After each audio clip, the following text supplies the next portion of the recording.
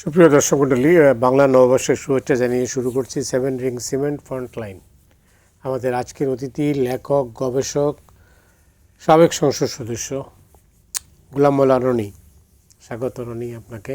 অনেক অনেক ধন্যবাদ। এরপরে আমাদের সঙ্গে যোগ দেওয়ার কথা ছিল বা এখনও হয়তো যোগ দেবেন আহসান হাবিব, সাংবাদিক, কলামিস্ট।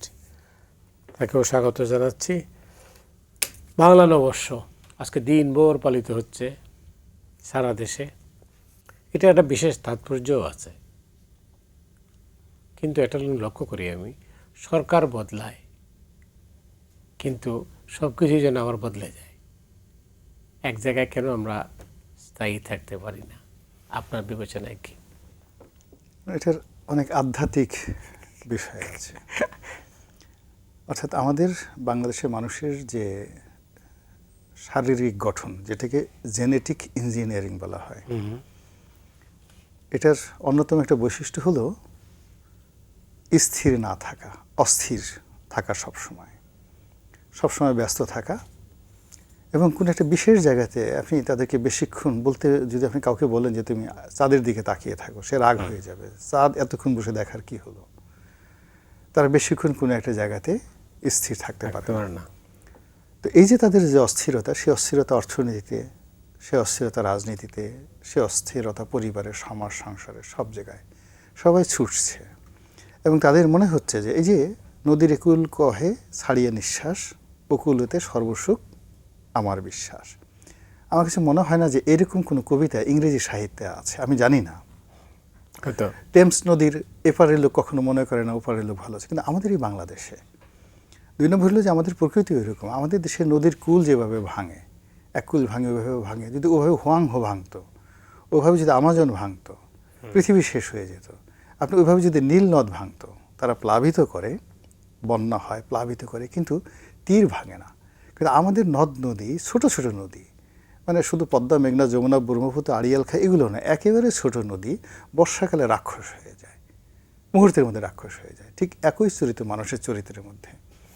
যে লোকটা ধরুন একেবারে গ্রামে একজন লেম্যান, ধরেন সে একটা সেলুনে চাকরি করছে বা একটা ছোট রেস্টুরেন্টে আছে, কোনো কারণে সে আওয়ামী লীগ করে বা বিএনপি করে।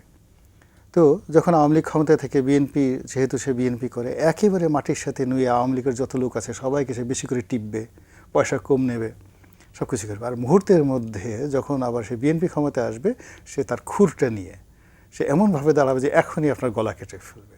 এই যে আমাদের মধ্যে যে একটা পরিবর্তন, আমরা স্থির থাকতে পারছি না, মুহূর্তের মধ্যে রং বদল করতেছি, এবং এটা মানে সমাজের প্রতিটি স্তরে এটা সংক্রামিত হচ্ছে। নতুন সরকার ক্ষমতায় এসছে, এতে তো 1.5 মাস হলো, কিন্তু এই 1.5 মাস আগে আপনি যে 17 মাস বা 18 মাস ডক্টর মোহাম্মদ ইউনূসের যে শাসন আমল ছিল, ওই সময় আপনি দেখবেন যে কিছু মানুষ হঠাৎ করে এভাবে রাক্ষস হয়ে গিয়েছিল, কিছু মানুষের ক্ষমতা মারাত্মকভাবে বেড়ে গেছিল। আমরা তাদেরকে দেখলে ভয় পেতাম, তাদের কথাবার্তা, তাদের চোখ দেখলে মনে হতো যে একটা চোখ যেন 100 ব্যাটারি দিলে যেভাবে একটা লাইট হয়, ওই রকম লাইট, ভীষণ রকম। মানে আমাদের দিকে তাকাতো, কণ্ঠস্বর শুনলে মনে হতো যে রয়্যাল বেঙ্গল টাইগার সুন্দরবন থেকে এইমাত্র আসছে, এখনই বোধহয় আমাদেরকে খেয়ে ফেলবে। তাদের যে কত জ্ঞান, কত বুদ্ধি, সেটা সাংবাদিক হোক, সাহিত্যিক হোক, রাজনীতিক হোক, তারা আমাদের শিক্ষক হিসাবে, জাস্ট লাইক কনফুসিয়াস অথবা ধরেন সেই আরব মহাজ্ঞানী সক্রেটিস, এরিস্টটলের মতো তারা জ্ঞানী হিসেবে এই 18 মাস আমাদেরকে জ্ঞান বিতরণ করলো। আবার এখন দেখুন তারা কেউ নেই, নো বডি। তার আগে জানা আওয়ামী লীগ 17টা বছর ধরে অন্তত 17টি সেট ছিল আওয়ামী লীগের, প্রতি বছর এক একটা নতুন নতুন সেট আসছে। এর মধ্যে নতুন কবি, নতুন লেখক, নতুন বঙ্গবন্ধু গবেষক, তারপরে শেষে নতুন মাস্তান, নতুন কুড়াল পার্টি, নতুন হেলমেট পার্টি। মানে আপনি 2016 সনে যাদেরকে দেখেছেন, 17 সনে তারা আউট, নতুন গ্রুপ এসে তাদের চলে গেছে। এইভাবে মানে 17টা সেট নতুন কুড়ি পুরো জাতিকে উপহার দিছে আওয়ামী লীগ এই তাদের 17 বছরের শাসন আমলে। এখন এই অস্থিরতা শুধু এখন না, আপনি তো একেবারে যাকে বলা হয় মাঠের রাজনীতি, মাঠের সাংবাদিকতা দেখেছেন এরশাদ জামানাতে, তখনও কিন্তু এরকম ছিল, প্রচণ্ড ছিল। সেই এরশাদের কাছাকাছি নারী ছিল, কাছাকাছি কবি ছিল, সাহিত্যিক ছিল, সাংবাদিক ছিল, এমনকি মাওলানা ছিল, হুজুর ছিল। তাদের একটা প্রচণ্ড দাপট। এখন সেই দাপটের ধারাবাহিকতায় এখন এই যে ৪৫ দিনের যে সরকার, এই সরকারের আশেপাশে চারিদিকে এমন সব নতুন মুখ চলে আসছে, আমরা অবাক হয়ে, আমরা যারা এই গত ১৭ বছর যাবত চেয়েছিলাম একটা পরিবর্তন আসুক, আমরা আকাঙ্ক্ষা করেছিলাম এবং মানে অ্যাট সাইড, মানে আমরা দেখেছিলাম যে কি হচ্ছে দেশে। তো আমরা ধারণা করেছিলাম যে হয়তো একটা পরিবর্তন আসবে, কিন্তু পরিবর্তনের পরে দেখলাম যে না, ওই একই অবস্থা, একেবারে নতুন একটা সেট কিন্তু চলে প্রশ্ন আসছে। হচ্ছে যে পরিবর্তন কেন আসে না? পরিবর্তন প্রথমত কেন আসে? এটা কি আপনি রাজনৈতিক নেতৃত্বকে দায়ী করবেন না পারিপার্শ্বিক অবস্থাকে দায়ী করবেন? দুটো। প্রথমত লোক খারাপ, মাস পিপল খারাপ। তাদের এক্সপেকটেশন হলো কাজ না করে মানে সুবিধা ভোগ করা, কাজ না করে সামনে ঘোরাফেরা করে এবং কাজ করার ভান দেখানো, আর গীবত করা, অন্য মানুষের গীবত করা। এটা হলো ইন জেনারেল আমাদের কতগুলো অভ্যাস। নেতাদেরও একই অবস্থা। নেতাদের মধ্যে ধরেন পণ্ডিত না মাওলানা আবুল কালাম আজাদের একটা বিখ্যাত কথা আছে, ইন্ডিয়া উইন্স ফ্রিডমে, যে জাতির জীবনে কখনো কখনো দেখা যায় যে জনগণের কথা মতো নেতা চলে, এবং এক্ষেত্রে জনগণও ভালো না। নেতার কথায় জনগণ চলে না?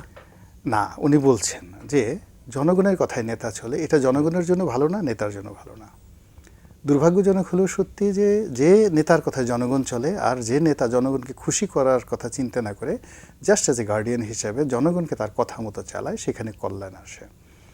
আমাদের দেশের নেতারা, আমি তো প্রায় সব ক্ষেত্রে দেখছি যে তারা জনতুষ্টিমূলক, জনগণ তালি দেবে, জনগণ খুশি হবে, জনগণ প্রশংসা করবে, এইরকম কাজ করতে চায়, কিন্তু অন দ্য লং রানে জনগণের কল্যাণ হবে ১০০ বছর পরে। আপনারা তো এক্সটেজে বলবেন যে জনবিচ্ছিন্ন হয়ে গেছে সরকার। না, ওটা তো আমরা বলবোই। ওটা আমার বলার পরও নেতা যে তার যে নেতৃত্ব, তার কর্মের পরে, তার সিদ্ধান্তের পরে, তার সিদ্ধান্ত যখন বাস্তবায়িত হবে, তখন আমরা সবাই বলবো যে নেতাই ঠিক, আমরা রং ছিলাম। এখন ধরুন শেখ হাসিনা চলে গেছেন ১৭ বছর। ১৭ বছরে কত ১৭ লক্ষ মানুষ তার আশেপাশে ছিলেন। দেখুন তার যে পরিণতির পরে কেউ কিন্তু এখন বলবে না যে আমি শেখ হাসিনা হতে চাই, আমি ওবায়দুল কাদের হতে চাই।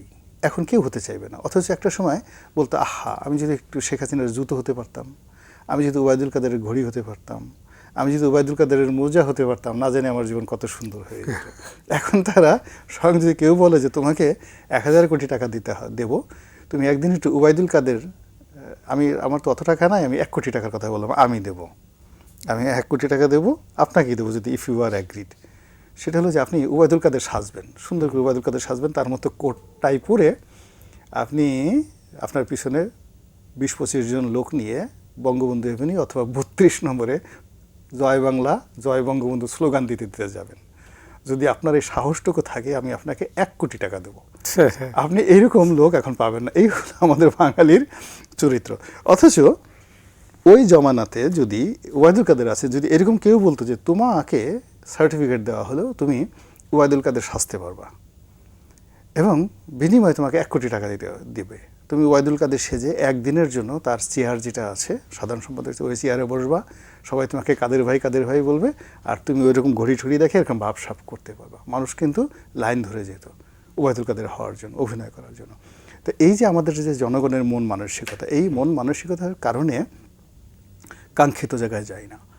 আর দ্বিতীয়ত হলো যে দুর্ভাগ্যজনক হলো সত্যি যে আমরা ভালো নেতৃত্ব আমাদের তকদিরে জুটেনি আমাদের কর্মের কারণে। এখানে আধ্যাত্মিকতা দুটো বিষয় আছে। আল্লাহ বলেন যে আমি সেই জাতিকে সেই রকম নেতা দিই যে জাতির অভ্যাস চরিত্র সেই রকম। ফলে আমরা যে নেতা বিভিন্ন সময় পেয়েছি, মূলত আমাদের চরিত্র এবং অভ্যাস অনুযায়ী নেতা পেয়েছি। ফলে আমরা কখনো জন এফ কেনেডির মতো কাউকে পাবো নিজেদের অভ্যাস পরিবর্তন না করে হবে না।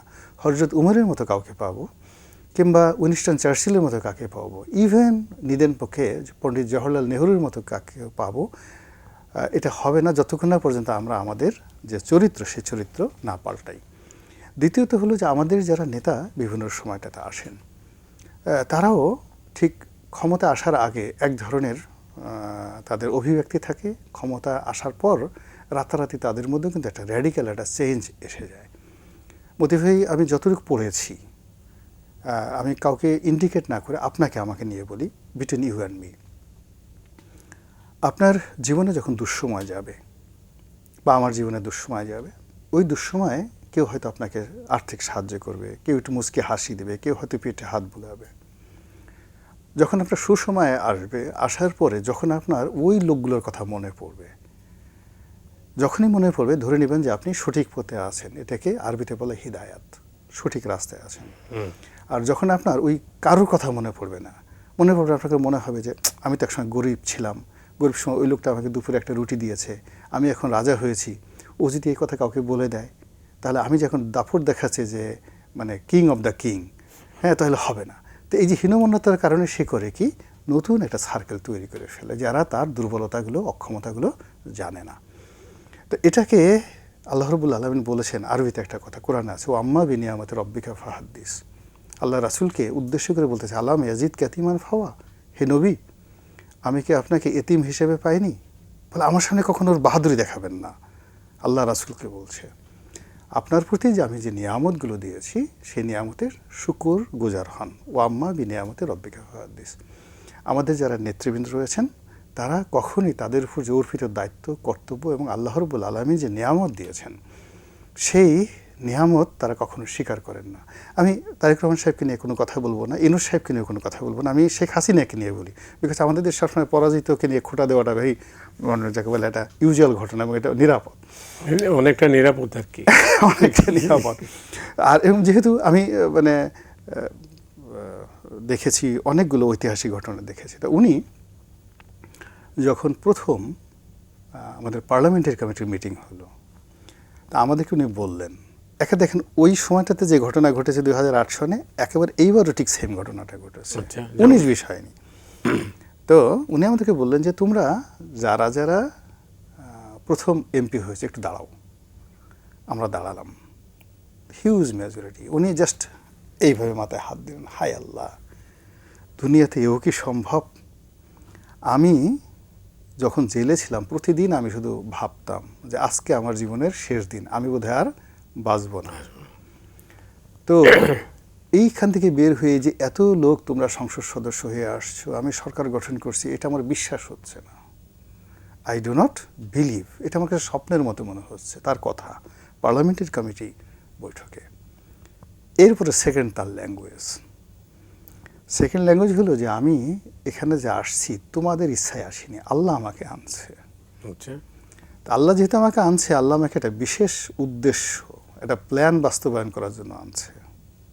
বোঝার চেষ্টা করেন একটা দিস ল্যাঙ্গুয়েজে, আল্লাহ আমাকে একটা বিশেষ উদ্দেশ্য বাস্তবায়ন করার জন্য আনছে এবং আমি সেটা করব, কারো কথা শুনবো না, আমি সেটা করে তারপরে আমি যাব।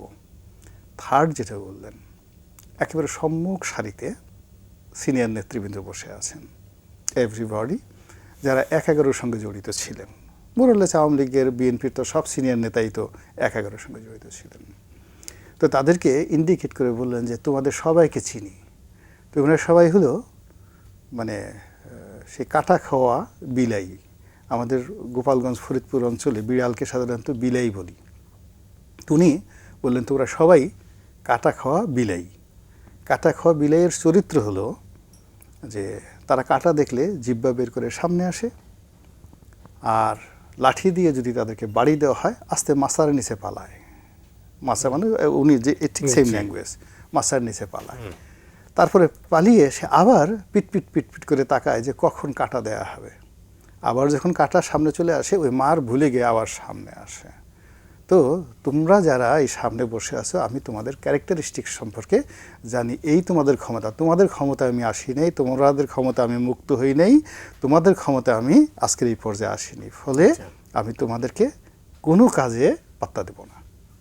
তো দেখেন যে এই যে আমি এর আগে যে ব্যাখ্যা বললাম মুআম্মা বিনিয়ামত থেকে শুরু করে, যখন একটা মানুষ রাষ্ট্র ক্ষমতা আসে, যখন একটা মানুষ যে কোনো নিয়ামত পায়, এখানে অনেকগুলো উপসর্গ কাজ করে।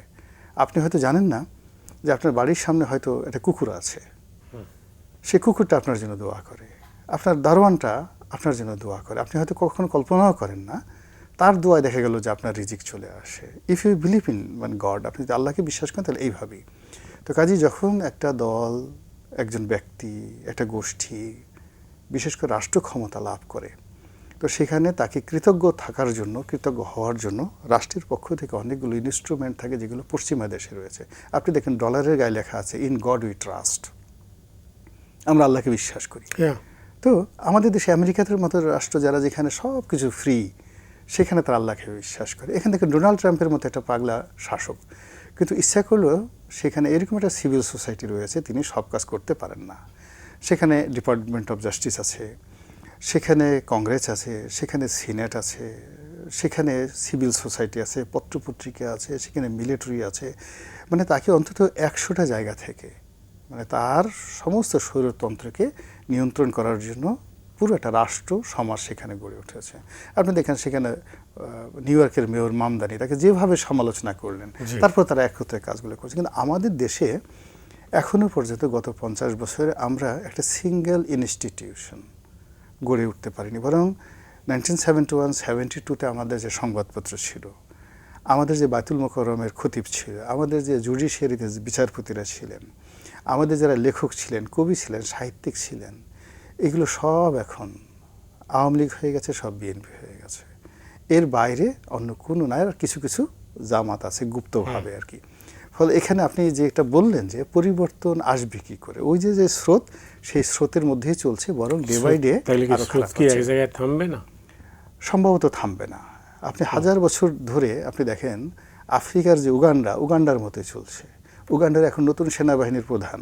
আপনি তো জানেন যে সেখানে প্রায় 40 বছর ধরে একজন রাষ্ট্রপতি আছে, সিলভিও মুসোভেনি। তো সে দেশে একজন রাষ্ট্রপতি আছে এবং তিনিও সেনাবাহিনীর প্রধান ছিলেন, তার একজন সেনাপতি। উগান্ডা অনেক বড় দেশ।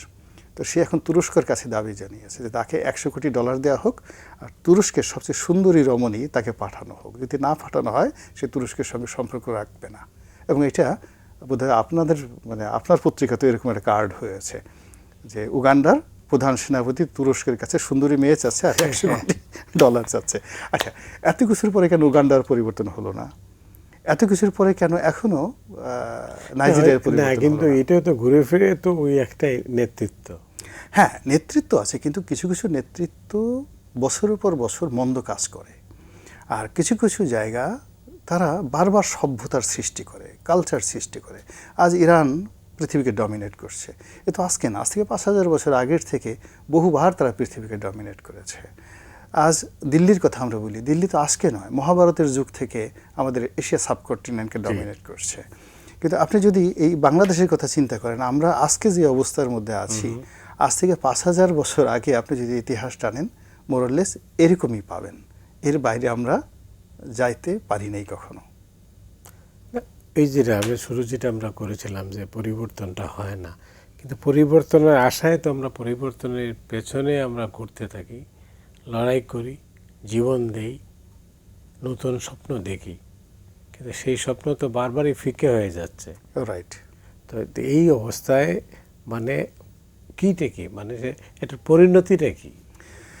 এটার পরিণতি হলো কি যে আমাদের দেশে যেমন ভালো যে সময়গুলো এসছে, একটা সময় যেমন গোপালের একটা শাসন ছিল, পাল বংশের প্রতিষ্ঠাতা গোপাল, এবং 400 বছর সুন্দর করে শাসন করেছে। আমাদের দেশে একটা সুন্দরতম সময় ছিল শশাঙ্ক। আমাদের দেশে হর্ষবর্ধনের সময়টা অসাধারণ একটা সময় ছিল। আমাদের দেশে শায়েস্তা খান, তারপর আলীবর্দী খান, এরপরে মুর্শিদ কুলি খান, এই জমানাগুলো, ইভেন ঢাকার নবাব যারা ছিলেন, নবাব আব্দুল গনি, আহসানুল্লাহ, অসাধারণ ভালো শাসক ছিলেন। ঈশা খাঁ, মুসা খাঁ চমৎকার শাসক ছিলেন। তো এক্ষেত্রে যেটা হয় যে এই জনগণের যে স্বাভাবিক ক্যারেক্টারিস্টিক্স তারা চমৎকারভাবে বুঝেছিলেন, এবং প্রত্যেকটা মানুষ মানে এক হাতে বাঁকা বাঁশের বাঁশরি, আরেক হাতে রণতুর্য নিয়ে এই দেশটাকে যেভাবে তারা শাসন করেছিলেন, ওভাবে যদি বর্তমানের শাসক, আগামী দিনের শাসক, মানে আসলে ইতিহাস কখনোই পরিবর্তন হয় না। দেখুন মতি ভাই, 1000 বছর আগেও মানুষ যেরকম ছিল, চিন্তা চেতনা ছিল, এখনও ঠিক ওই রকমই আছে, শুধু আমাদের পোশাক পরিবর্তন হয়েছে। সেই সূর্য, সেই চন্দ্র, সেই বাতাস, সেই নদ নদী সবই আছে। একইভাবে রাজনীতির যে নিয়মগুলো একটুও পরিবর্তন হয়নি। আগে যেটা তলোয়ার দিয়ে, তীর দিয়ে যুদ্ধ করতো, এখন সেটা কামান দিয়ে, বন্দুক দিয়ে যুদ্ধ করছে। তো কাজেই এই রাষ্ট্র কী করে চালাতে হবে সেটা আপনি আকবরের কাছ থেকে শিখতে পারেন। এই রাষ্ট্র কীভাবে চালাতে হবে আপনি শায়েস্তা খান থেকে শিখতে পারেন। এমনকি পাকিস্তান জমানাতে আমাদের এখানে একজন শাসক ছিলেন, আজম খান, একজন গভর্নর ছিলেন। হি ওয়াজ ফ্যান্টাস্টিক। মানে ওই পাকিস্তান জমানাতে একজন শাসকের জন্য বাংলাদেশ কেঁদেছিল। তো এরকম, তো আপনি যদি ভালো শাসক হতে চান, এই বাংলাদেশে অনেক ভালো শাসক ছিলেন। এই বাংলাদেশে গিয়াসউদ্দিন আজম শাহ ছিলেন, আলাউদ্দিন হোসেন শাহ ছিলেন, যাদেরকে মানুষ এত বছর পরও আজ আমরা স্মরণ করি। তো এক্ষেত্রে জনগণ ধীরে ধীরে শত শত বছর ধরে অসভ্য থেকে ইংল্যান্ডের মতো সভ্য হবে, এটার জন্য আপনাকে কখনো কখনো হাজার বছর অপেক্ষা করা লাগতে তাইলে কি পারে। মানুষ খালি স্বপ্নই দেখবে? এখন যদি স্বপ্ন দেখবে, তার সাথে সাথে যদি কোনো কারণে একজন ভালো শাসক এসে যান, এটা কিন্তু রেডিক্যালি বাংলাদেশ আসলে 24 ঘন্টার মধ্যে সোজা করা সম্ভব। অনলি 24 আওয়ার্স টাইম, যদি একজন ভালো শাসক এসে যান। আমি যেহেতু নিজে একজন সংসদ সদস্য ছিলাম, আমাদের কোনো এক্সিকিউটিভ পাওয়ার ছিল না, কিন্তু আমার এলাকাতে কতগুলো বিষয়, আমি যখন এমপি হলাম, এমপি হওয়ার পরে সেই সিদ্ধান্তগুলো বাস্তবায়ন করা আমার 24 ঘন্টার বেশি সময় লাগেনি। এবং আমি 5 বছর বসে যে কাজগুলো, আমার যে ভালো ডিডসগুলো সেখানে বাস্তবায়ন করে এসেছি, এখন পর্যন্ত ওই গলাচিপা 10 মিনিট নির্বাচনী এলাকাতে ওগুলো এখন পর্যন্ত চালু আছে।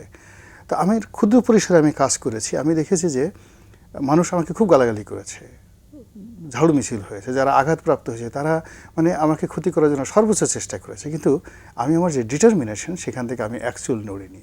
ফলে কি হলো, এখনও আপনি গলাচিপা যান, 10 মিনিট যান, আমার নির্বাচনী এলাকাতে যান, আপনি এই কাজগুলোর আপনি স্বাক্ষর পাবেন, লোকজনের মুখে সেই প্রশংসাগুলো শুনবেন। অথচ এখন যারা প্রশংসা করছে তাদের একটা বিরাট অংশ দেখা গেল যে উনি এই কাজ করছে, মন্দ কাজ করছে, ইত্যাদি ইত্যাদি বড় ব্যাপার। তো সেদিক থেকে আমি মনে করি যে একজন প্রধানমন্ত্রী, একজন মন্ত্রী তার মন্ত্রণালয়ের জন্য, একজন প্রধানমন্ত্রী তার দেশের জন্যে, একজন সেনাপতি একটা বাহিনীর জন্যে, একজন ডিসি তার জেলার জন্যে, একজন সচিব তার যাকে বলা হয় মন্ত্রণালয়ের জন্য, একজন সম্পাদক তার পত্রিকার জন্য, সে পুরো কাজের যে কোর্স অফ অ্যাকশন এটা পরিবর্তন করে দিতে পারে, যদি তিনি সেটা চান সত্যিকার অর্থে। না, কিন্তু বাস্তব অবস্থা তো এটা অনেকেই তো চান, কিন্তু পারিপার্শ্বিক অবস্থা তো পারমিট করে না। না, পারিপার্শ্বিক অবস্থা এখন আপনার হলো যে চাওয়া তো, আপনি তো এই বাংলাদেশি যখন এরশাদের জমানাতে, এই বাংলাদেশে কি বিচিত্রা ছিল না? সেখানে কি শাহাদাত চৌধুরী ছিল না? এই বাংলাদেশে কি ইত্তেফাক বা আপনারা কি ছিলেন না? এখনও আপনার সাংবাদিকদের প্রতি যে জুলুম নির্যাতন হচ্ছে তখনও হতো, কিন্তু কাজ তো বন্ধ হয়নি। পাকিস্তান জমানা ছিল, তখন কি একজন তোফাজ্জল হোসেন মানিক মিয়া ছিলেন না? তো আব্দুল সালাম সাহেব ছিলেন না? এস এম আলী সাহেব ছিলেন না? আমরা তো সংবাদপত্র জগতের বাইরে ব্যবসায়িক জগতে ধরেন এই বাংলাদেশে ইস্পাহানি গ্রুপ কি ছিলেন না? তারা তো চালিয়েছে। এখন সবাই কেন মানে এস আলম হতে চাইবে? কেন তারা এই এখনও তো টিকে আছে, ইস্পাহানি গ্রুপ তো এখনও ঠিক আছে, কেন মানুষ ইস্পাহানি গ্রুপ হতে চাচ্ছেন না? কেন একে খান গ্রুপ হতে চাচ্ছেন না? যাদের সিএসআর আছে, যাদের রেকর্ড আছে, যে তারা ভালো কাজ করেছে, কিন্তু এই কাজগুলো না করে সবাই শুধু এস আলম হতে চাচ্ছে, খুব দ্রুত তারা টাকা পয়সার মালিক হতে চাচ্ছে। তো এই জায়গাগুলোতে মূলত একজন মানুষ, প্রথমে একজন প্রধানমন্ত্রী অথবা রাষ্ট্রপতি, মানে ওই জায়গা থেকে যদি একটা মেসেজ আসে, মেসেজ আসার সঙ্গে সঙ্গে দেখবেন যে আপনি বিইং এ এডিটর, আপনি আপনার মেসেজ আপনি অটো নিয়ে নেবেন, আপনি কিন্তু যখন দেখতে যাচ্ছেন যে ওই জায়গা থেকে আপনার রং মেসেজ আসছে, তখন আপনি কৌশলী হবেন, ডানে যাবেন, বামে যাবেন, একটু কৌশল করে একটা ফটো কার্ড ছাড়বেন, একটা কৌশল করে একটা নিউজ দেবেন। এই আপনি ধীরে ধীরে ধীরে ধীরে আপনার ইন্টেলেকচুয়ালি কর্পোরেট, মানে হঠাৎ বড় লোক হওয়ার চাইতে যেটা আদর্শিক, বিশেষ করে এই যে আপনি ইস্পাহানির কথা বললেন, এটা তো অনুকরণীয় হতে পারত, অবশ্যই অনুকরণীয় হতে পারে, কিন্তু এখন তো হয়ে গেছে ওইটাই হঠাৎ বদল, হঠাৎ করে হওয়ার জন্য, খুব হঠাৎ এবং দ্রুত। এবং এটা শুরু হয়, ওই যে বললাম না যে ক্ষমতা আসছে হঠাৎ করে। আপনি ধরুন,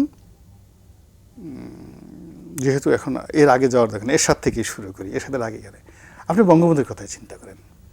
বঙ্গবন্ধু যখন পাকিস্তানের কারাগার থেকে বের হলেন, হোয়াট ওয়াজ দ্য রিয়ালিটি? তিনি তখনও জানতেন না যে বাংলাদেশ আসলে স্বাধীন হয়ে গেছে। রাইট, কাছে গেল। আবার তিনি যখন বাংলাদেশে আসলেন, আসার পরে এখানে যে এত কিছু হয়েছে, এত ক্ষয়ক্ষতি হয়েছে, এটা উনি বুঝতে পারেননি। তার আগে ফুলের মালা রেডি, মানে উনি এটা বুঝতেই পারেননি, আনইমাজিনেবল। কিন্তু এই অবস্থার মধ্যেও যে তিনি ইন্ডিয়াতে গিয়ে সৈন্য প্রত্যাহারের ব্যাপারে যেটা সিদ্ধান্ত নিতে পেরেছেন, এই জন্য পুরো জাতি তার প্রতি কৃতজ্ঞ থাকা উচিত। আদারওয়াইজ উনি যদি ওখানে একটা ভুল করে বসতেন, খালি যদি বলতেন যে আরও বছর 3 ইন্ডিয়ান আর্মি বাংলাদেশে থাকুক, হ্যাঁ। আমরা জীবনে স্বাধীন হতে পারতাম না। আচ্ছা, সিমিলারলি দেখেন, বঙ্গবন্ধু হত্যাকাণ্ডের পরে মোশতাক কখনো চিন্তা করেননি যে তিনি প্রেসিডেন্ট হয়ে যাবেন।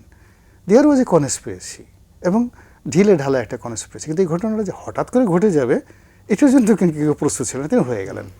আবার যখন 7ই নভেম্বর হলো, 7ই নভেম্বরের আগে 4 থেকে 5টা খালিদ মোশাররফ চিন্তা করলো আমি হব, ফারুক রশিদ তারা মনে করলেন আমি হব, 7ই নভেম্বরে কর্নেল তাহের মনে করলেন আমি হব, কোথা থেকে জিয়াউর রহমান সাহেব হয়ে গেলেন।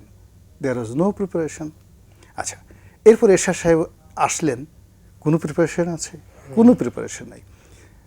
এইভাবে দেখেন আমাদের দেশে ক্ষমতায় যারা আসছে বিভিন্ন সময়টাতে, ক্ষমতা আসার জন্য যে ত্যাগ তিতিক্ষা, ক্ষমতায় থাকার জন্য যে পরিশ্রম, যোগ্যতা অর্জন করা, ধ্যান করা, গবেষণা করা, এই জিনিসগুলো আমাদের রাজপুরুষেরা কখনোই করেননি। তারা ক্ষমতায় বসার পরে মোটামুটি 6-7 মাস তাদের যে হানিমুন পিরিয়ড, এই হানিমুন পিরিয়ডে তারা চিন্তা করছে যেহেতু ক্ষমতায় বসে গেছি এখন তো কিছু করা দরকার, এখন কিছু করা দরকার। তখন তারা কিছু করার চেষ্টা করেছেন, কেউ ভালো করেছেন, কেউ মন্দ করেছেন, 10টা ভালো করেছেন তো 10টা মন্দ করেছেন। কিন্তু যেভাবে ইতিহাসে একটা টার্গেট করে রাজনীতি হয়, আমি রাজনীতি করব, আমি প্রেসিডেন্ট হব, আমি প্রধানমন্ত্রী হব, আমি সেনাপতি হব, দীর্ঘদিনে তার যে একটা যাকে বলে লক্ষ্য থাকে, সেই লক্ষ্যটা যখন তার পূর্ণ হয়ে যায় তখন তার কাছে সব কিছু রেডি থাকে। আমাদের দেশে দুর্ভাগ্যজনকভাবে সেই জিনিসগুলো কখনই হয়নি। এই গেল এক। 2 নম্বর হলো যে সত্যিকার অর্থে যিনি নেতা হবেন, রাজা হবেন, তিনি তো নিজে অথবা তার পারিষদবর্গ, মানে তিনি নিজে অথবা তার পারিষদবর্গ, তারা হবেন আমাদের জাতির সবচেয়ে শক্তিশালী, সবচেয়ে জ্ঞানী, সবচেয়ে চরিত্রবান, সবচেয়ে ধার্মিক, যারা আমাদের মাথার মুকুট। যেমন ধরেন সম্রাট আকবর, তিনি লিখতে পারতেন না, কিন্তু তার যে 9 জন জুয়েল ছিলেন, নবরত্ন ছিলেন, তো তাদের জ্ঞান গরিমা 1000 বছর ইতিহাসে পাক ভারতে এদের মতো শ্রেষ্ঠ মানুষ আর জন্ম হয়নি। ফলে কি হলো, সম্রাট আকবরের যে জ্ঞান গরিমা তাকে কেউ চ্যালেঞ্জ করতে পারেনি। তার একটা বিশাল লাইব্রেরি ছিল, এত বড় লাইব্রেরি মানে যেটা মানে এশিয়াতে ছিল না। এখন প্রতিদিন তার একটা গ্রুপ অফ লোক ছিল, ডেইলি তার যত কাজ থাকুক আর না থাকুক 4 থেকে 5 ঘন্টা তাকে ওই লাইব্রেরি থেকে দামি দামি বই তাকে পড়ে শোনানো হতো। তো এখন দেখেন আমাদের দেশে বিভিন্ন সময় যারা রাজনীতিবিদ আসছেন তাদের ডান হাতের বাবুর নাম ধরেন টুন্ডা বাবু, বাম হাতে যে আসছে পিস্তল মহিউদ্দিন, যে সামনে থাকে তার নাম মুরগি মিলন, যে পেছনে থাকে তার নাম হলো বাস্টার্ড সেলিম।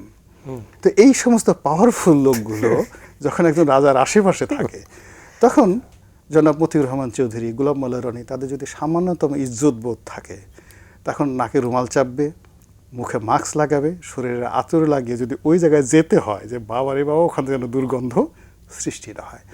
ফলে আমাদের রাজাসনগুলো কখনো পবিত্র হয়নি, কখনো মানুষের সম্মান এবং মর্যাদা অর্জন করতে পারেনি, কখনো সম্ভ্রম অর্জন করতে পারেনি, কখনো মানুষের বিশ্বাস এবং ভালোবাসার কেন্দ্রে পরিণত হয়নি।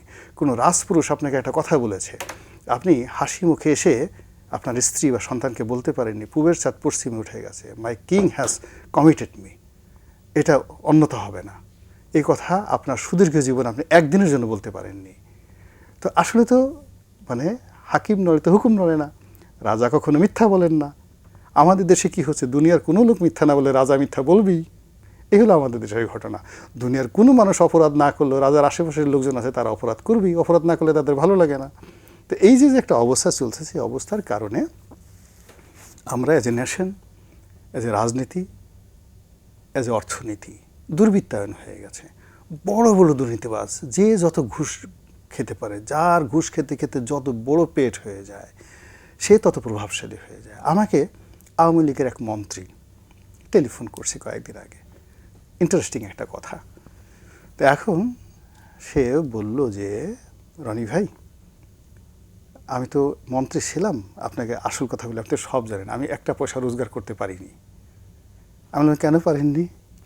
বলে যে আমার সচিব ছিল, আমি যে স্কুলে পড়েছি সেই স্কুলে আমার 2 বছর বা 1 বছরের সিনিয়র, নাম বললাম না সচিবের আর মন্ত্রীর নাম বললাম না।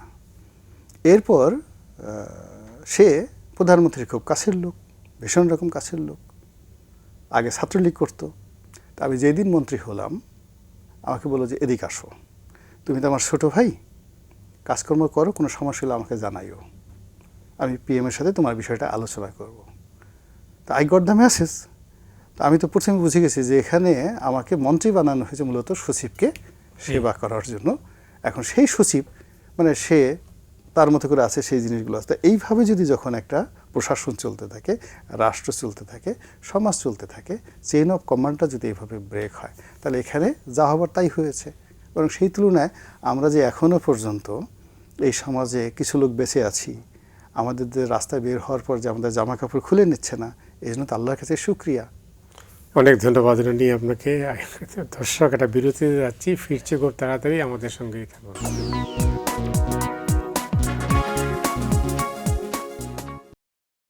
সুপ্রিয় দর্শক মণ্ডলী, আপনারা দেখছেন ফ্রন্টলাইন। আমাদের সঙ্গে রয়েছেন গোলাম মাওলা রনি। রনির কাছ থেকে আমরা বক্তব্য শুনছিলাম, এটা অনেকটা তাত্ত্বিক বিশ্লেষণ হলো।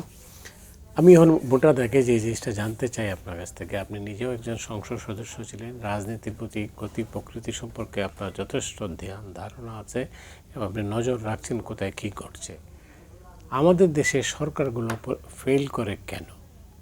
একটা সাধারণভাবে যেটা বলা হয়ে থাকে, সরকার এবং দল, ক্ষমতাসীন দল এক হয়ে যায়, যে কারণে যেটা আমরা শেখ হাসিনার বেলায় দেখলাম, সবার ক্ষেত্রে ওনার পরিবর্তন সাথে সাথে দলও শেষ হয়ে গেল। এই যে অবস্থাটা, এই জন্যই বললাম যে সরকার কেন এই দেশে ফেল করে কেন। এখানে আপনি একটা খুব ভালো, খুব গুরুত্বপূর্ণ প্রশ্ন করেছেন। সেটা হলো যে সরকার এবং দল এই দুটোকে আলাদা করার দায়িত্ব হলো দলীয় প্রধানের।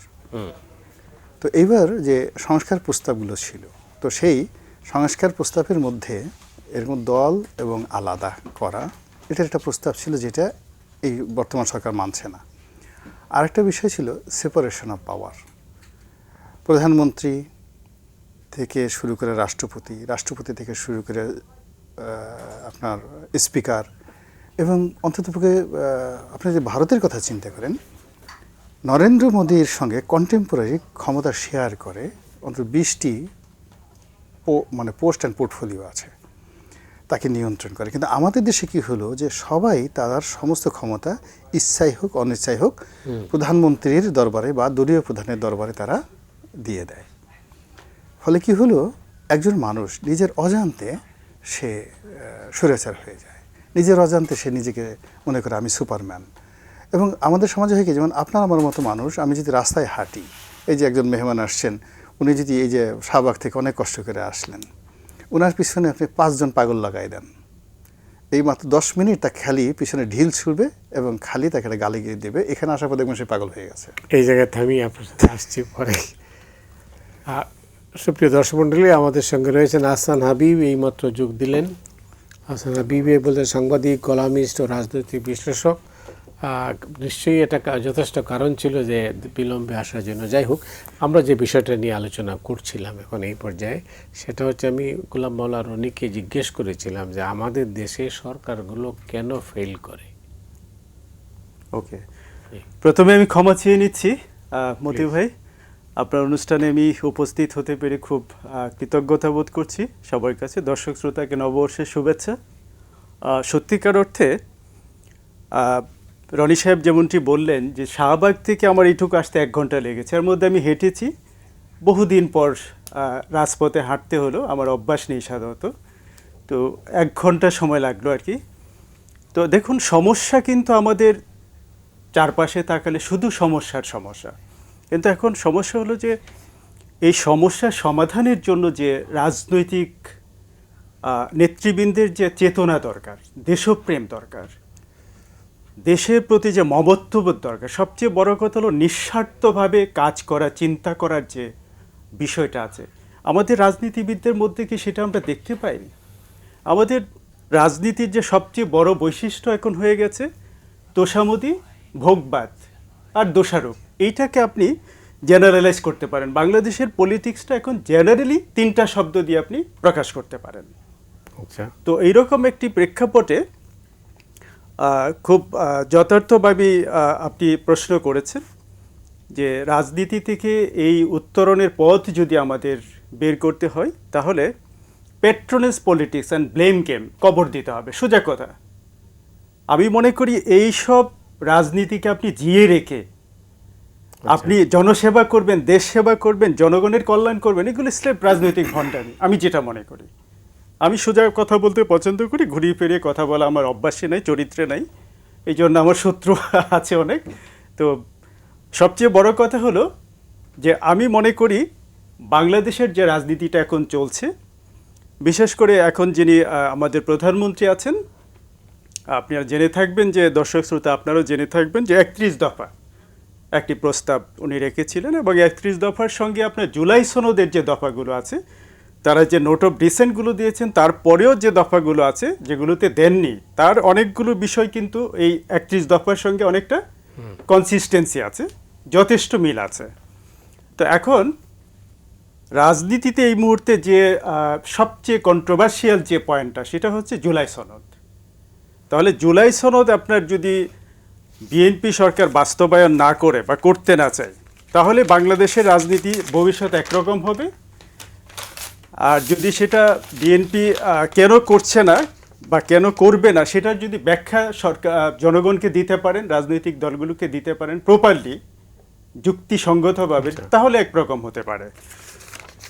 আপনি জেনে থাকবেন, আমি এবছর নির্বাচনে নমিনেশন চেয়েছিলাম। তো আমার যে লিফলেট আছে সেখানে আমি কয়েকটি কথা বলেছিলাম। আমার লিফলেটে আমি প্রথম কথাটি বলেছিলাম যে লেজ ধরে টানাটানি নয়, মাথায় হাত দিতে হবে, ধরতে হবে মাথায়।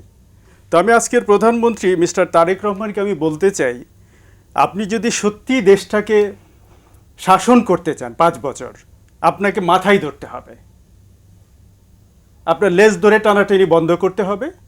আর রাজনৈতিক যে প্রতিপক্ষ যেটা আছে বাংলাদেশে, এখন তারেক রহমানের মিত্র খুব কম আছে। আমি মনে করি তারেক রহমানের শত্রু চারদিকে গিজগিজ করছে, তারেক রহমান সফল লোক কেউ চাইছে না। আমি একজন পর্যবেক্ষক হিসেবে আমার তাই মনে হয়।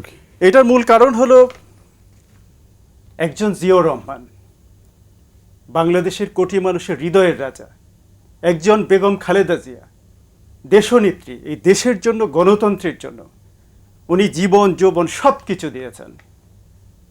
একজন তারেক রহমান তার ভাইকে হারিয়েছেন নির্যাতনের মুখে, তিনি বেঁচে আছেন আল্লাহর অশেষ রহমতে। তাকে মেরে ফেলার প্রচেষ্টা নেওয়া হয়েছিল।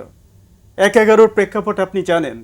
এই প্রেক্ষাপটটা রচনা করেছিল কার্যত, আমি সংক্ষেপে বলি, ভারত তথারও পরবর্তীতে এটা সিআইএ তথা আমেরিকা এটাকে আপনার কি বলে নানা ধরনের ফ্লেভার দিয়ে, কালার দিয়ে এটাকে এক্সিকিউট করেছে। মূলত বিএনপি তথা জাতীয়তাবাদী শক্তিকে এদেশের রাজনীতি থেকে কবর দেওয়ার জন্য তারা একটা গভীর পরিকল্পনা নিয়েছিল।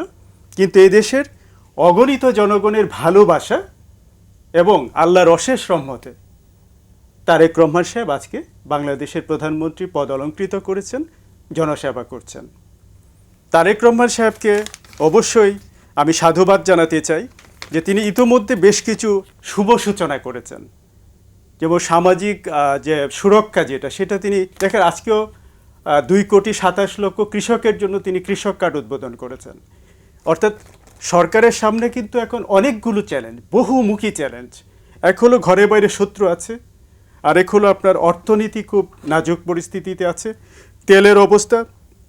দেখুন ঘরে বাইরে কেন শত্রুর কথা বললাম, আপনি নিশ্চয়ই লক্ষ্য করেছেন কিছুদিন আগে আপনার আন্তর্জাতিক একটা গণমাধ্যমে বলা হলো যে বাংলাদেশ হবে পৃথিবীর প্রথম তেল শূন্য দেশ।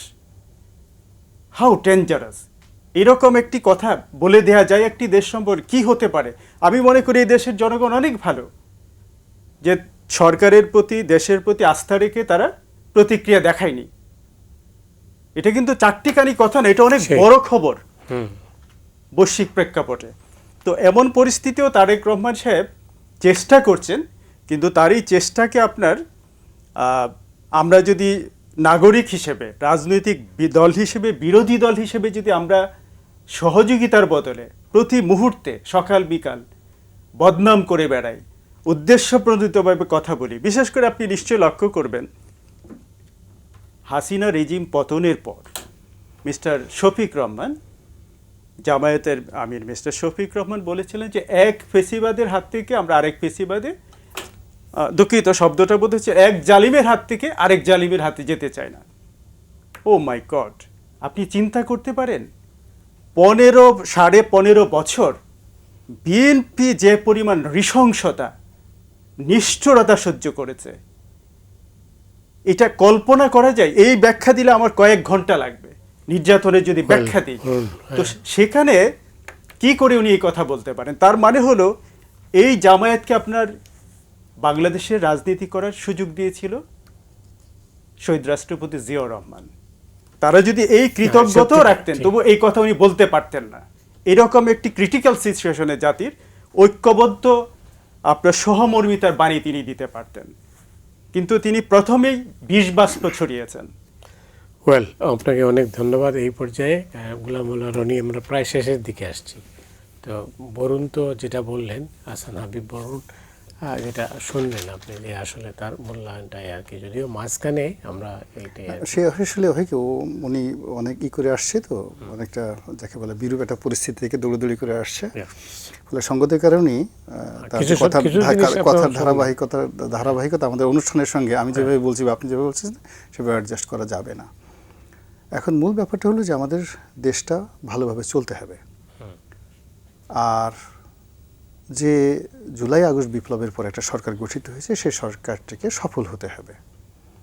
আমরা চাই না দেশটা ব্যর্থ হোক এবং কোনো অবস্থাতেই আবার সেই সাবেক আমল ফিরে আসুক, এই তো কথা। সেই ক্ষেত্রে আমার কাছে যেটা মনে হয় যে সরকারের প্রথম যে কাজটা করা উচিত, যে never try to be over smart. তার যে সমস্যাগুলো আছে এই মুহূর্তে, আমাদেরকে যে সমস্যাগুলো আছে সেইগুলো যারা সুন্দরভাবে বুঝে, যাদের পাবলিক ফেজ আছে, সুন্দর করে বলে, যেমন এখন তেলের একটা সমস্যা আছে, টাকার সমস্যা আছে, ডলার ক্রাইসিস আছে, এরপরে এই মুহূর্তে যাকে বলা হয় চাকরির বাজারে সমস্যা আছে, আনএমপ্লয়মেন্ট আছে, সামনে বিদ্যুতের সমস্যা হবে, ডিজেলের সমস্যা হবে। এমনকি এই যে ডিজেলের সমস্যা হলে সামনে যে খরা আছে, আমাদের দুটো ফসল মার খাবে। তো এই বিষয়গুলো সরকার যখন প্রেডিক্ট করতে পারবে যে আগামী 6 মাসে আমাদের এই মেজর প্রবলেমগুলো আসার কারণে আমাদের পুরো দেশ এইভাবে সাফার হবে, সেই বিষয়গুলো যদি জনগণের সঙ্গে একটা অ্যাটাচমেন্ট গড়ে তোলা হয় যে এই সমস্যা আমাদের আসতেছে, এই প্রবলেমগুলো আমাদের ফেস করতে হবে, তাহলে তুলনামূলকভাবে সরকার সাস্টেন করবে। আর যদি দেখা গেল যে শুধুমাত্র কমিউনিকেশনগুলো যদি না হয়, তাহলে খুব ছোট ছোট ভুল বোঝাবুঝির কারণে যারা সরকারের প্রতিপক্ষ, কেউ তো মানে নর্মালি ব্যাপার হলো যারাই ক্ষমতায়, যে আমাদের দেশে একটা চরিত্র হলো তাকে ক্ষমতা থেকে নামাতে হবে। তো এই যে একটা ট্রেন্ডস আমাদের দেশে আছে, কাজেই তারেক রহমান সাহেবের কোনো দোষ নেই, কিচ্ছু নেই। সে কেন ক্ষমতায় আসলো, সে কেন প্রধানমন্ত্রী হলো, এটাই আমার রাগ। এই জন্য আমাকে তার ক্ষমতা থেকে নামাতে হবে। আর নামানোর জন্য এই সমাজে যে ছোট ছোট যে প্রবলেমগুলো প্রতি মুহূর্তে হয়ে যাচ্ছে, ফুয়েল পেট্রোল পাম্পে হচ্ছে, ওই যে একটা খবর চলে আসছে আমাদের ইস্টার্ন রিফাইনারি বন্ধ হয়ে যাচ্ছে। এখন ইস্টার্ন রিফাইনারি বন্ধ হয়ে গেল বা বন্ধ হয়ে যাচ্ছে, এই খবরটা যখন পত্রিকা আসলো, এটা খুব খারাপ একটা মেসেজ যাবে। কিন্তু সরকারের যারা জ্বালানি মন্ত্রণালয়, তারা যদি বলতো যে আমরা প্রতি মাসে এত মেট্রিক টন ক্রুড অয়েল আনি, এই ক্রুড অয়েল এখান দিয়ে আসার পরে ইস্টার্ন রিফাইনারিতে সেটা যাকে বলা হয় রিফাইন্ড হয়। তো যেহেতু আমাদের সেই ক্রুড অয়েল নাই, এটা বন্ধ, আর আমাদের এটার জন্য দেশে কোনো সমস্যা হবে না, আমরা এই মানে পরিশোধিত জ্বালানি তেল এখন ভারত থেকে আনছি, অন্যান্য দেশ থেকে আনছি, ফলে আমাদের কোনো সমস্যা হবে না। ঠিক এই সেম একটা ছোট্ট কথা এখন পর্যন্ত সরকারের পক্ষ থেকে বলা না হওয়ার কারণে আজকে দেখলাম, আমি যখন এখানে আসলাম, এই আমাদের কেউ বলতেছে আমাদের দেশে যদি দক্ষ ইঞ্জিনিয়ার থাকতো তাহলে এটা বন্ধ হতো না। কেউ বলতো যে এই যে ইউনূস সরকার এটাকে শেষ করে দিয়েছে 17 মাসে, শেখ হাসিনা তো এটা ভালোভাবে রেখেছিল, তারেক রহমান সে কী করলো, তার ভিতরে তো কোনো যোগ্যতাই নেই। সে এসে এই যে ইস্টার্ন রিফাইনারি বন্ধ হয়ে যাচ্ছে, 1.5 মাস বসে সে সেটা বুঝতেই পারলো না বন্ধ হয়ে যাচ্ছে, অথচ ইটস ভেরি সিম্পল ম্যাটার। আবার দেখেন সরকারের এই যে দেখেন ফুয়েল ক্রাইসিসটা যখন শুরু হলো, একজন বলল, এক কর্মকর্তা, যে আমাদের দেশে 15 দিনের রিজার্ভ আছে। বাংলাদেশ শুরু হওয়ার পর থেকে আমাদের যে অবকাঠামো, এটা 15 দিনের জন্যই, 15 দিন রিজার্ভ থাকবে, এইভাবে সব কিছু তৈরি করা হয়েছে। আর গ্রীষ্মের আগে বাফার স্টক করার জন্য শুধুমাত্র ডিজেল 1 মাসের ডিজেল রিজার্ভ করার মতো ব্যবস্থা আছে। আর 3 মাসের এই যে 15 দিনের যে রিজার্ভটা, এটাকে কন্টিনিউ সবসময় 15 দিন রাখার জন্য সবসময় 3 মাসের এলসি দিয়ে জ্বালানির ট্যাঙ্কারগুলোকে পাইপলাইনে রাখা হয়। এই সোজা জিনিসটি এই ইরান এবং আমেরিকা যুদ্ধের সময় যখন একজন সাধারণ মানুষ এটা বলার দরকার ছিল না, বলল সঙ্গে সঙ্গে পেট্রোল পাম্পে এই বোধহয় তেল শেষ হয়ে গেল। এখন যে তেল 24 ঘন্টায় যে তেল আমাদের মানে সাপ্লাই দেয়, সেই তেল 7 ঘন্টায় শেষ হয়ে যাচ্ছে। সরকারের মানে এই তো আমেরিকার ডোনাল্ড ট্রাম্পও পারবে না এই সমস্যার সমাধান করার জন্য। তো এর মূল কারণটা হলো সরকারের যারা কর্তা ব্যক্তি এই মুহূর্তে তাদেরকে জানতে হবে কোন কথা বলতে হবে, তাদেরকে জানতে হবে কখন বলতে হবে, এবং তাদেরকে জানতে হবে কোনটা বলতে হবে না। এবং কোনো অবস্থাতে মানুষের বিরক্তি তৈরি হয়। এবং চারিদিকে মানে এখন যে অবস্থা, যে কোনো মানুষকে আপনি খেপাতে পারবেন না, যখনই খেপাতে পারবেন খুনাখুনি হয়ে যাবে। অনেক ধন্যবাদ আপনাকে। এই পর্যায়ে শেষ করবো, বলুন আপনার কিছু বলা আছে? হ্যাঁ, আমি এই প্রসঙ্গটাতে আমি একটি শব্দ বলে আমি আর একটু আগে যেতে চাই। সেটা হলো যে তেলের কিন্তু সত্যিকার অর্থে যেটা বলা হচ্ছে আপনার সোশ্যাল মিডিয়ায়, ওই ধরনের কোনো ক্রাইসিস কিন্তু আসলেই নেই। আমি একজন সংবাদকর্মী হিসেবে আমি দর্শক শ্রোতাকে আশ্বস্ত করতে পারি যে আপনারা আস্থা রাখতে পারেন সরকারের উপর। বড় ধরনের কোনো ক্রাইসিস নেই এবং হওয়ার সম্ভাবনাও নেই। সরকার কিন্তু প্রচণ্ড চেষ্টা করছে। কনসার্ন মিনিস্টার যিনি আছেন তিনিও বারবার বলছেন। সবচেয়ে দুর্ভাগ্য যে আমাদের এই যে একই কথা চলে আসে, দেশপ্রেমের এত অভাব আমাদের। এটা শুধু রাজনীতিবিদদের দোষ না, আমাদের সাধারণ নাগরিকদের মধ্যেও দেশপ্রেম। একটা ক্রাইসিসে কি হয়, জাতীয়তাবাদটা কি? আমরা যদি সবার সঙ্গে একাত্ম হতে না পারি, কারো দুঃখে দুঃখী হওয়া, কারো সুখে সুখী হওয়ার যে রীতি, আমরা এই যে আজকে নববর্ষ, বাঙালির যে সবচেয়ে আত্মপরিচয়, যেটা গর্ব করি, তো সেই জায়গাটিতে আমাদের আজকে নববর্ষে শপথ নেওয়া দরকার আরেকবার, যে আমরা জাতীয়তাবাদকে ধারণ করব। আমরা সরকার যখন ক্রাইসিস আসবে সেটা সম্মিলিতভাবে আমরা মোকাবেলা করব। আমরা শুধু দোষ দিয়ে দায়িত্ব শেষ করব না, এটা নাগরিক হিসেবেও যে আমাদের দায়িত্ব আছে সেই জায়গাটি আমাদের চিন্তা করতে হবে। হ্যাঁ, আর রনি সাহেব যেটা বলেছেন সরকারের কিছু সত্য, সরকার এটা আমি জানি না, এটা সরকারের একটা রোগ। বাংলাদেশের মতো সরকারগুলোর মানে অনেক সত্য তারা স্বীকার করতে জানে না, স্বীকার করে না, মনে করে যে সত্য বললে তার সমস্যা হবে। কিন্তু আমি একজন সংবাদকর্মী হিসেবে জানি, সত্য যখন সরকার বলে মানুষ কিন্তু অ্যাপ্রিসিয়েট করে, যে সরকার গোপন করেনি, সরকার সত্য বলেছে, তখন সরকারের প্রতি মানুষের সত্যিকার অর্থে আগ্রহ সৃষ্টি হয় এবং বিশ্বাস বেশি করে। কিন্তু দুর্ভাগ্যজনকভাবে আমাদের সরকারগুলো এই চর্চা থেকে অনেক দূরে বসবাস করছে। এটা আমাদের জন্য দুর্ভাগ্যের। যেটা বলছিলাম, বাংলাদেশের রাজনীতিতে তারেক রহমানের মতো একজন প্রধানমন্ত্রী পাওয়া এই মুহূর্তে আমি মনে করি আমাদের দেশ নিয়ে, স্বাধীনতা সার্বভৌমত্ব নিয়ে খেলা কিন্তু এখনই শেষ হয়ে যায়নি। তারেক রহমান সাহেব সিটে বসেছেন মাত্র, কিন্তু খেলা কিন্তু চলছে। আমি একজন সংবাদকর্মী হিসেবে জানি সেটা। পুরোপুরি আমি বলতে পারছি না, তবে আমি এটুকু বলতে পারি যে তারেক রহমান ছাড়া এই মুহূর্তে বাংলাদেশকে আপনার প্রটেক্ট করার মতো দ্বিতীয় কোনো লিডার নেই। তারেক রহমান সাহেব আপনারা নিশ্চয়ই জানেন, উনি বেগম খালেদা জিয়া যখন হসপিটালে জীবন মৃত্যুর সন্ধিক্ষণে ছিলেন, তখন উনি একটা স্ট্যাটাস দিয়েছিলেন যে আমি একজন সন্তান হিসেবে মায়ের কাছে আসতে চাই, মায়ের ভালোবাসা পেতে চাই, তার সান্নিধ্য পেতে চাই, কিন্তু বিষয়টি আমার একার নিয়ন্ত্রণাধীন নয়। আমরা কিন্তু এখনও জানি না এই নিয়ন্ত্রণ কি এখনও আছে নাকি মিটে গেছে। মিটলে কিভাবে মিটলো, এই প্রশ্নগুলো কিন্তু মীমাংসা হয়নি। আমরা ধরে নেওয়া যায় একজন সংবাদকর্মী হিসেবে না, সাধারণ নাগরিক হিসেবেও, যে সমস্যা কিন্তু রয়ে গেছে, সমস্যা কিন্তু মিটে যায়নি। তো ফলে অনেকগুলো সমস্যা মাথায় নিয়ে তারেক রহমানকে সরকার চালাতে হচ্ছে। আপনার সরকারি কোষাগারে কি টাকা আছে? এই যে ডক্টর ইউনূস, আমার সাংবাদিকতার অভিজ্ঞতা থেকে বলতে পারি, বাংলাদেশের রাজনীতির ইতিহাসে, এই 56 বছরের ইতিহাসে এতটা ব্যর্থ, এতটা অথর্ব সরকার বাংলাদেশের ইতিহাসে কখনো আসেনি। এখন বলতে পারেন যে হাসিনার 15.5 বছর, আমি বলবো হাসিনার 15.5 বছর এর চেয়ে বেটার ছিল। যদিও আমি হাসিনা সরকারের সবচেয়ে বড় ভিকটিম, আমি চাকরি হারিয়েছি টেলিভিশন থেকে, আমার চাকরি আমার পত্রিকা মিডিয়া খেয়ে ফেলেছে, তবে আমি বলবো যে ইউনূস সরকারের থেকে বেটার সরকার ছিল হাসিনা সরকার। এখন ব্যাখ্যার সময় নাই, তাহলে আমি ব্যাখ্যা দিয়ে বলতে পারতাম। আমি বলবো যে আমি শুধু এইটুকু বলতে পারি, দেখুন, যে পরিবর্তনের অঙ্গীকার নিয়ে 5 আগস্টের পর পৃথিবীর ইতিহাসে এত বড় জনসমর্থন, এত শক্তি নিয়ে বাংলাদেশে কোনো সরকার কি কখনো এসেছে? ডক্টর ইউনূস সরকার এসেছিল, প্রায় শতভাগ মানুষের সমর্থন ছিল, উনি কেন ফেল করলেন? একটা নির্বাচন তো দিতে পেরেছে। হ্যাঁ, আমি এই জায়গাটাই মতি ভাই, আমি এই জায়গাটাই ডক্টর ইউনূসকে কনগ্রাচুলেট করতে চাই যে উনি যার শেষ ভালো তার সব ভালো, এই জায়গাটাই তিনি ভালো করেছেন। অন্য একদিন মানে আর এক মিনিট সময় দেওয়া যায় না, কি? এই সময় নেই। ধন্যবাদ। অনেক ধন্যবাদ আপনাকে রনি, আপনাকে আপনাকে ধন্যবাদ। অনেক অসম্পূর্ণ কথাবার্তা, কি মানে আনফিনিশড, কি বলবো। আমি আবারও ক্ষমা চেয়ে নিচ্ছি। নাইস, ওকে, ঠিক আছে। দর্শক, আমরা এখানে শেষ করছি আজকে।